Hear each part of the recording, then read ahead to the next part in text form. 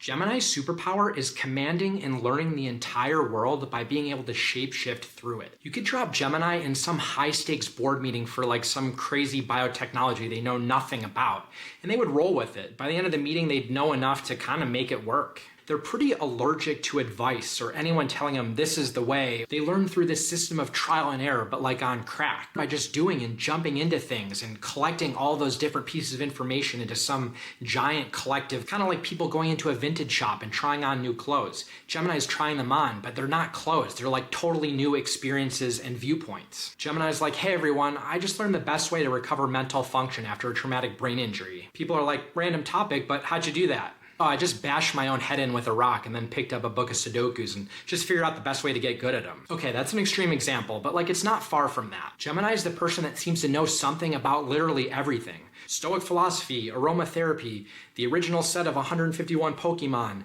who Sarah H. hooked up with at the bar last week. You know, just enough to be dangerous. And they are a little dangerous. They're like a kung fu master with words and ideas just always spinning around their mind. Like that cliche experience of someone being up way too late on cocaine with their buddy, like spinning out a 90-page business plan on a freaking napkin, right? This is kind of how Gemini always is, like connecting dots to everything. Very few can keep up, and very few also really understand Gemini. People call them duplicitous or hot and cold or unreliable, but they're really just externalizing and living out and trying out the internal thoughts that most people are just kind of spinning in private. Other people might have that fleeting thought like, oh, what if I went to clown school instead of studying architecture? But the moment passes, they shrug, they go make a PB&J. But Gemini, they're like, nah, I'm gonna enroll in clown school and try that out. Maybe it's hard to pin down, but there is something really powerful and honest about that process. And it feels less honest if it doesn't always align with things that Gemini promises outwardly, but sometimes it simply just requires people to adjust their expectations. Gemini's superpower is that curiosity, and they make cats look like amateurs.